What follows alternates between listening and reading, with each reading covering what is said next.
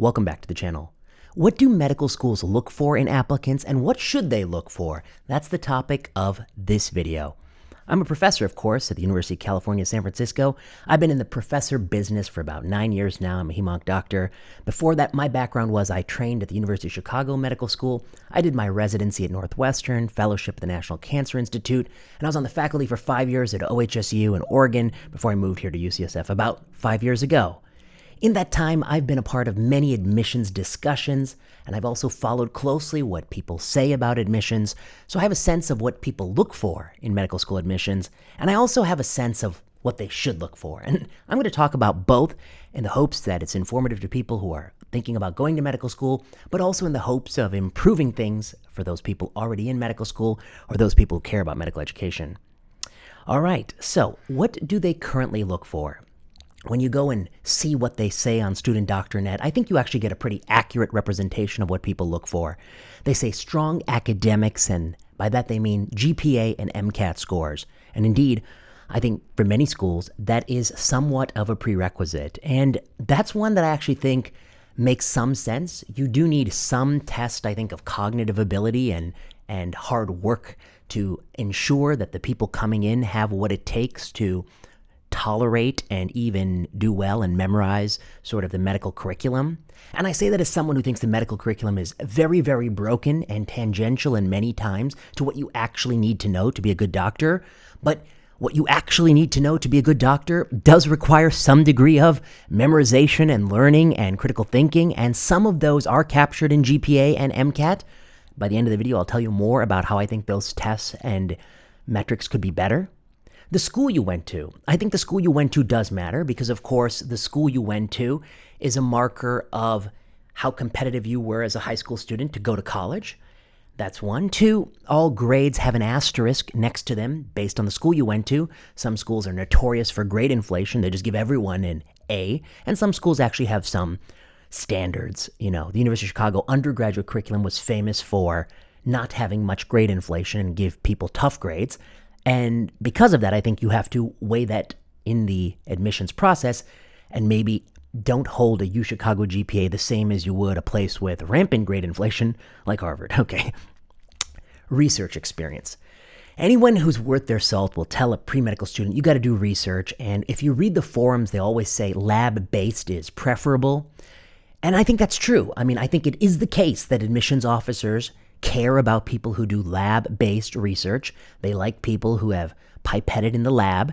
This is one of the things that I think is completely absurd, that we are selecting people to be mostly doctors. The fraction of people who actually become laboratory scientists running R01-funded laboratories and seeing patients is vanishingly few.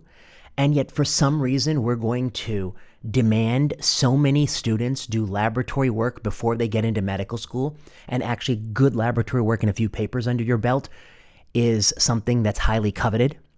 Anyone who's ever worked in a lab knows that even the people who like it must admit that sometimes it's mind-numbingly boring. The day-to-day is not very cognitive. It's a lot of experiments that take hours and may not yield results. There's not a lot of thinking in the day-to-day actions of most laboratories. That's why most PIs don't actually do the work that pre-med students do. Anyone who wants to tell me that lab work teaches you XYZ, explain to me why the PI is not doing that shit too. Okay, the PI is not doing it because there's not much to be learned from that. They've delegated these menial tasks to someone else. And the real reason that lab work is so prioritized is we need a way to have a low budget labor force, and the easiest way to do that is to link laboratory work to medical admissions so we can get all these people to participate at very punitive wages to keep these labs going. And I'm not using some of the words I want to use about just how exploitative this process is, but it's really bad in my opinion. Now, sometimes people don't do lab work and they do some other type of research. Very, very rarely is any of this research actually good research, i.e., is it true and is it useful? Is it something that's actually telling you something true or useful about the world? There are so many retrospective, observational, chart review, blah, blah, blah, blah, blah, blah, blah. I mean, you don't learn lots from these studies. Very rarely do you learn anything of value. They're mostly just empty filler projects so that some middling associate professor can go up for promotion, and so some student can get into some program. And this really is terrible in my mind that we're spending so much energy and efforts incentivizing the creation of low-value research. And so I disagree strongly. But having disagreed, I will acknowledge that, yeah, it's a metric. If you have a few papers under your belt, you're more competitive than if you don't. Many people take time off to build this publication record. That to me is also crazy. Medical education is already so long, and you need to have the juice in your tank. You need to have gas in your tank for when you're actually doing that stuff in residency, those moments of time where you're actually learning how to be a good doctor. But if you burn it all up in your pre-med curriculum, and by the time you're in fellowship, you're in your early 40s and you got 2 kids and you don't have time to, spend that extra hour studying about your patients every day, I think we have a problem. I mean, we're not spending the time when we need to. And I've exaggerated a little bit, but not much. There are some people who you keep pushing an age. At some point, the medical students are going to be graduating and immediately go on to Social Security. I mean, it's getting really bad. We have to find a way to streamline this so that by the time people are in the early 30s, they should be able to launch careers. It can't be 2 decades later. That's a problem for any society, and particularly for medicine. So you don't want to burn up the gas before medical school, but that's what happens too often. And the years where you're really learning medicine, which occur in moments of residency and in moments of fellowship, you just don't have that extra energy it takes to kind of go the extra mile and read a little bit more and learn a little bit more and build up a little bit more context. And that to me, I think is a problem.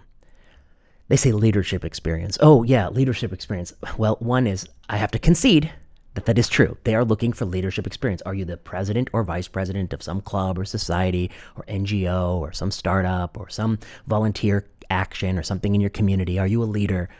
Now, let's say, is that necessary? No, that's the dumbest thing I've ever heard in my life. Most doctors are not leaders. What are we talking about? Most doctors may lead a small team of 3 people. They're not running an organization. They're not running an NGO. Most young people who can become capable managers of a few people don't have leadership roles when they're 19, when they're 20.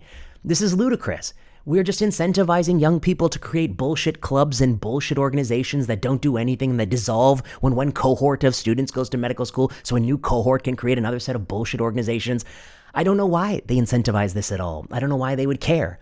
Also, I will come to, it's a luxury to be able to spend your free time as a college student making a bullshit organization. Some of us had to do jobs or we had to work to get money to pay for college and or books and or all the things that go along with getting through your early 20s. All right. So to me, the leadership, the emphasis, they're so misguided in these admissions committees to say, oh, well, he's a co-founder of some organization that's not going to do anything of value, and it's going to suck his time so that, that he didn't have time to do all the things one would want to do in one's youth. Volunteering. Yeah, they care about volunteering. They want you to volunteer. They want you to go to a charity and a soup kitchen or, a hospital, a phlebotomy lab and do some volunteering. You can volunteer as a phlebotomist for years, and people say, well, that'll help you because someday you're going to have to draw blood in medicine. But the reality is, of course, a doctor almost never draws blood. So, it's not really helping you at all. I don't know what it is. It's just another empty hazing. It's also nice to have the luxury of being able to volunteer your time when, again, there's some people out there who had to work because they need money to live. Okay. Activism. I put 2 stars next to this. Oh, they really care about activism. A young person who's activated, who's an activist, who's passionate about issues, they care a lot about that. And this person, if they're, active and speaking their mind and speaking truth to power, they love that. They love that. Well, yeah, that's not always so great. I mean, you can be an activist, but you can be pushing for policies that are brain dead, So, for instance, an activist pre-medical student might say, we created a program to make sure that all the teens in our community got their COVID-19 vaccine, and we actually expedited that at the local middle school. But see, a sensible person would say that that's the dumbest thing I've ever heard because that population didn't even need to get vaccinated. They'd already had COVID-19 in high numbers before. No one's ever shown that they derive a benefit on severe disease or death. So you're an activist for a futile cause. And in my opinion, many, many activists are activists for a futile cause or a cause they don't fully understand. I've seen people be activists to try to increase mammographic screening. Okay, yeah, well, what's the evidence for mammography? They don't know, So to me, be careful. I mean, Of course, don't be careful. I'm sure that the people on the committee are they're going to lap it up. They're going to love it that you're an activist. But of course, anyone who knows anything would ask you a few questions about why you think that activism is worthwhile. And they would quickly find that if you don't know the answer to those questions, they may have some questions about what you've been doing with your time. All right. That's what they do look for, I think, roughly. Here's what they should look for. Number one, I think humility. Activism and humility, I think, are in attention, because the more you are an activist, the more you're sure that your activism is doing the world a service. The more humility you have, you might realize that you might be misguided. You might be things you don't know. There might be a reason why people aren't pushing for boosters in adolescence, etc. I pick one topic, but it could be anything. There might be a reason why people are reluctant to get to CT screening for lung cancer, and, trying to optimize that might not be a good idea. Having some humility and curiousness, I think that's much more. I'm going to come to the end about how you would assess for these things. I don't think it's always so easy, and I think medicine needs to do better to try to.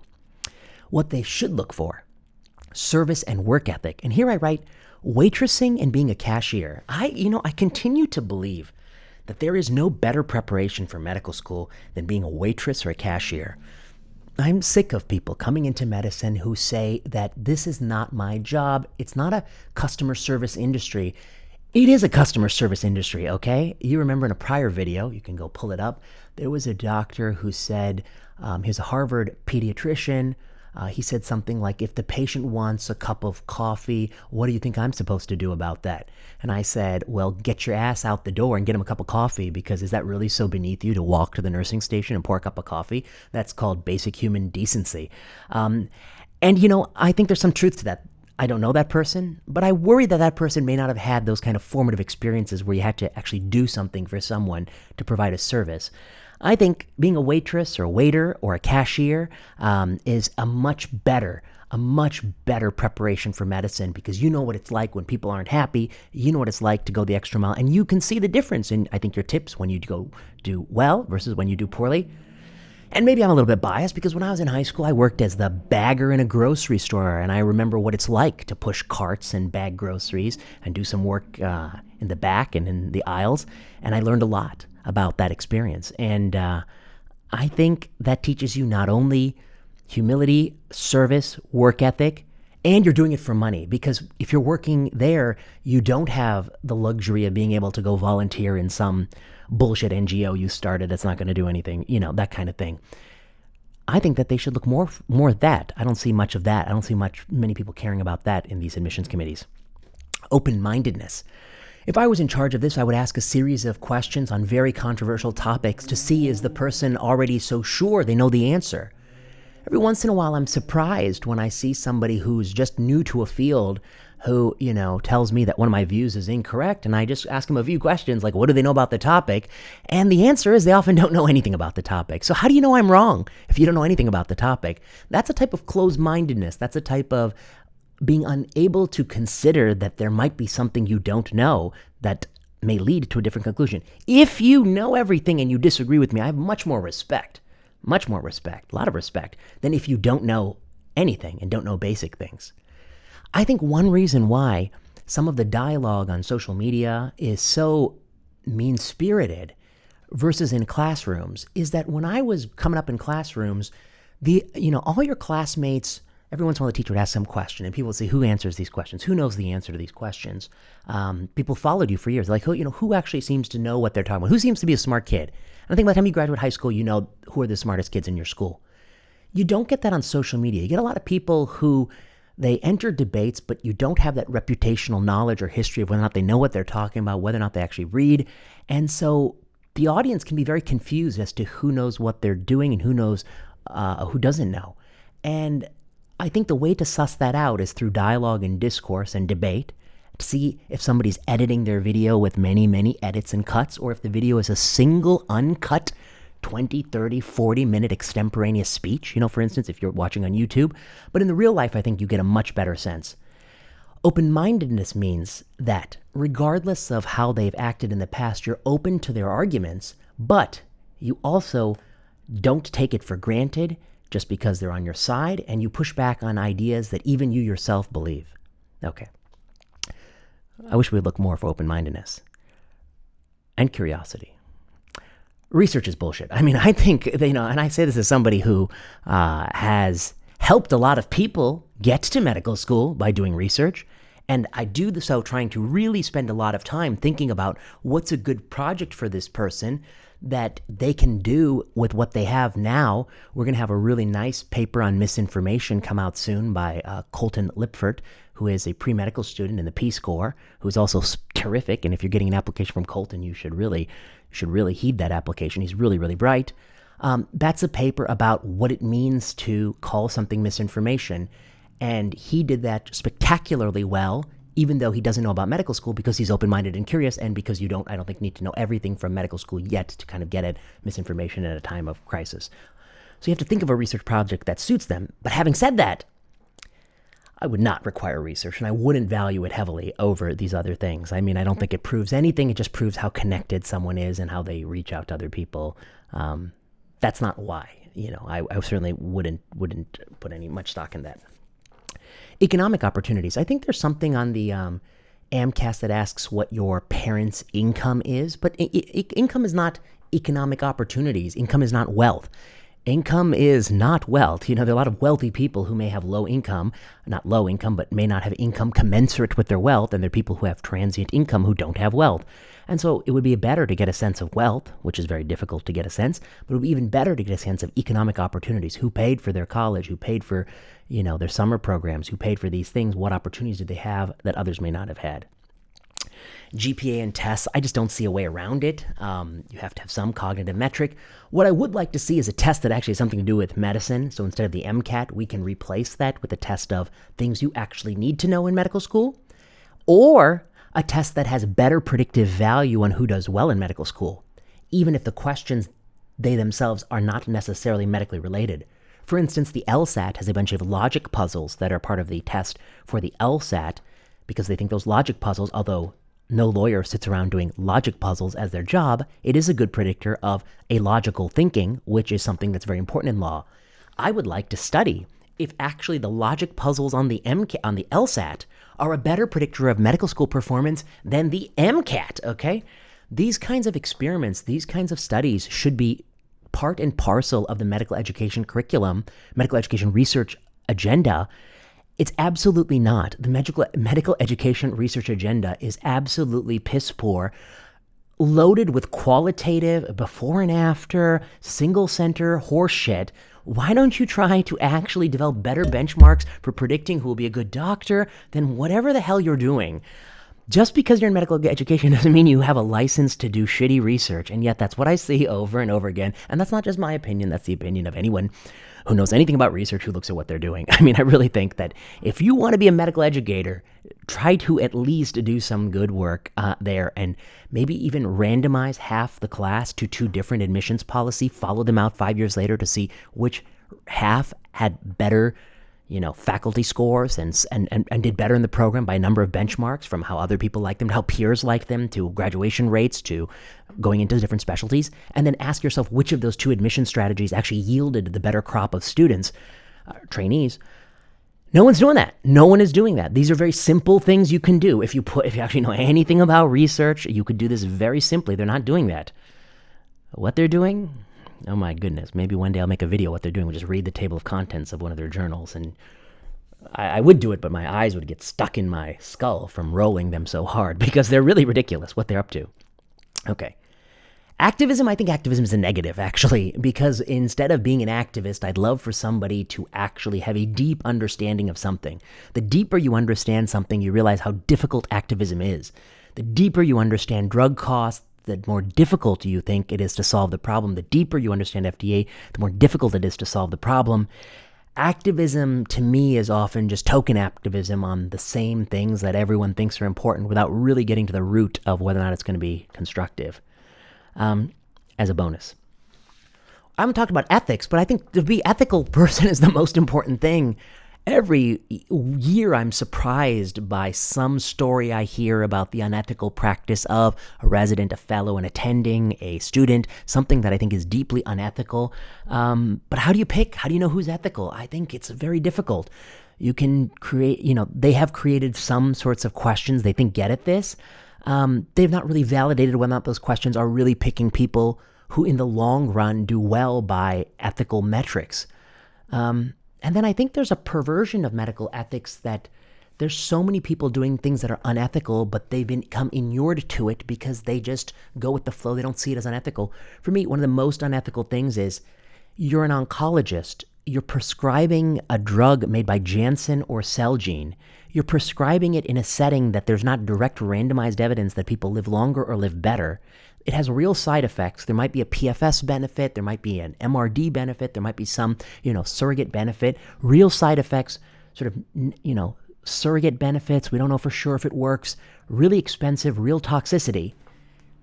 Different reasonable people might make different decisions, but you are taking $50,000 a year from Janssen or $20,000 from Celgene. You're making $10,000 from Celgene. Celgene's paying the university to pay your salary because you're on a Celgene protocol. How is that possibly ethical? You're making a decision in the grayest of gray zones, and you're taking money from the company, and you think it doesn't affect you when so many publications show it does affect you. That to me is the most deeply unethical thing, and it is literally the most common thing in oncology and in academic medicine. It's literally the most common thing, and especially the more successful someone is, the more they have this, what I would call corruption, and they don't see it as unethical. So what are you going to do to screen the students so they don't become people like this who do something unethical? And there's data that shows that actually they're more likely to prescribe drugs that are deemed low-value care when they're receiving payments from the manufacturer. They're less likely to stop doing things when they're withdrawn by the FDA, when they receive payments from the manufacturer. How much more data do we need before we say enough is enough? Don't take the money from the drug company, okay? And it's very different than other types of outside income. This company, Celgene, only makes money from selling Revlimid. They don't make money from not selling Revlimid. That's not true if this person were consulting for a venture capital firm, for instance. I think they can make money from shorting and from selling it. It's not true if this person was making money from writing books on, the Emperor of All Maladies, for instance. Like, that's not a conflict. Yes, he probably made a lot of money from writing the Emperor of All Maladies, but he could have written it in any different way and it would have made money. It's not tied to the sale of some medical product. It doesn't have a unidirectional bias, and that's the problem with certain types of conflict. I don't know what you're going to do to pick medical students that don't succumb to this. As far as I can tell, the new ones succumb to it just as much as the old ones. And then finally, critical thinking. Critical thinking is the most important thing about being a doctor. Every time I go back and do a month of service or 2 months of service at a stretch, I'm just shocked by how many cases boil down to not whether or not you know anything about medicine, but just whether or not you have an ounce of critical thinking, where you could sit back and be like, wait a second, what the hell are you doing? Okay. Recently on this show, I covered an actual paper that was actually funded by the American Cancer Society, where they tried to get homeless people CT screening for lung cancer. And that's just one where you're like, okay, what happened to your critical thinking that became a priority? This person is homeless. They have not sure where they're going to get their next meal. They have substance abuse, as in the paper showed, high rates of alcohol and substance abuse. And they have a past history of smoking. Some of them are even still smoking. And you're going to take money and run a study to see whether or not you're more likely to get them to get a CT scan, a screening scan, that in 2 randomized studies has failed to improve all-cause mortality, NLST, the update by Poplinski, and Nelson, and failed to improve all cancer mortality in Nelson. And you're going to push for this thing, and that's in people who are extremely compliant, in a population that's probably less compliant, that's going to be much more likely to not derive benefit, rather than take that money and pay for them to have a home, okay? Give them the home first. Someone texted me the other day and said they know of somebody, a junior person, doing a pilot project to ask whether or not people who come in and say they have food insecurity benefit from getting food. This is all a bunch of jargon. What they're really saying is, if a patient is so poor they're hungry, are they better off if you feed them? You don't need any study to know that if the patient is hungry, you need to feed the patient. Are you out of your goddamn mind? Why are we funding this bullshit? This is so stupid. Critical thinking would mean the doctor would realize that they're doing the stupidest research project on planet Earth. If the person's hungry, give him food. You would never, why would you even study such a stupid, I'm often accused of being a purist about randomized controlled trials. You all don't fully understand. Not you all, but I think the people who criticize me for that don't fully understand. Randomized trials are needed when interventions are invasive, expensive, harmful, have off-target effects. when they're not directly intuitive, when the endpoints are distant from the intervention, like mortality or severe COVID-19, you would need to do a randomized trial, for instance, before you would give a 20-year-old an additional booster, because there's a huge possible risk of harms and a small theoretical risk of benefit, and we don't know which is bigger. And obviously, if you just allowed people to get it, richer, healthier people would do it, and people who aren't as rich or healthier have poor, so other health behaviors wouldn't, so it'd be confounded, so you need to do a randomized study. But you don't need a randomized study to know, for instance, that we need to drink water, that we need to breathe air, that we need to eat food, that people like to sleep in beds with sheets that aren't trash. Hospital sheets are horrific. Hospital beds are horrific. You don't need a randomized study to know you wouldn't want a shitty bed like that. No rich person would ever sleep in a hospital. No actual human being would ever choose to sleep in that bed. So there's some things about, you don't need a randomized study to know if you should take a shower every day. Okay, there's some questions that have immediate endpoints, immediacy. It's not about how long you live. It's just about the comfort of that thing. Food, clearly, people need to eat. Okay, it's so basic common sense, but they're studying this. I don't even know what they're doing. It's when a certain ideology tries to justify their existence in an academic center, and they just can't give people food because that's not research, so they won't have a publication item. That's the best I can do. Critical thinking. And then every week in the hospital, when somebody says, hey, we should order this test, and I was like, how's that test going to change anything? Oh, it's not going to change anything, but, it's just good to have that documented. Why is that good to have it documented? No one's going to ever use that information. It costs money. Wouldn't the money be better spent on literally anything else than something useless? It's good to have it documented, but won't change management is just another way of saying, we don't need to do this bullshit idea I have. Where is the critical thinking? Where is the critical thinking? I see so little of it. I'm always stunned. How do we get students who have this? That's the challenge, and I don't have a great answer. We need to develop tests that get at this. And we also need to make clear that I do wonder if our curriculum actually beats it out of people. The last thing I'd say, sometimes people say that medical attendings are very hierarchical, like they give off a vibe like, well, this is a hierarchy, can't talk back, can't ask questions. I'm very confident that people who do that to hide the things they don't know. Because if they reduce the barrier to somebody asking any questions, they might quickly find out, the trainee will quickly find out the limits of the contours of their knowledge. And that would really suck them of any respect that they have. And so they keep up this big fence to prevent people from doing that. That's a problem. And that happens because our training doesn't actually teach them how to make these decisions thoughtfully and well. Anyway, I could go on and on about this, but I won't belabor that. Okay, so what they should look for, I think, is actually having a real job, actually getting good grades, doing well on the MCAT, or ideally a better test. I think volunteering, no. Lab pipetting, no. Throw that out. Activism, no. Traveling, not really. I mean, people like to travel and do stuff globally, and I'm sure a fraction of those people are actually doing good stuff, like Mountains Beyond Mountains. What's his name? Paul, Ridker. No, Paul Ridker's the Jupiter guy. Oh, put it in the comments. Mountains Beyond Mountains guy, he just passed away a couple years ago. He did good work. Okay, he actually went and did something. But most people doing this global work, they're just going out there to take Polaroids of themselves next to some parrot and, maybe spend 1 week in the hospital. I don't know what they're doing. It's really dubious. That's not what we want to be selecting for. Those are, ironically, volunteering, that kind of travel, research experience. That's all selecting for rich kids, because only rich kids' parents can float them cash while they do a summer of unpaid research or unpaid travel or unpaid volunteering.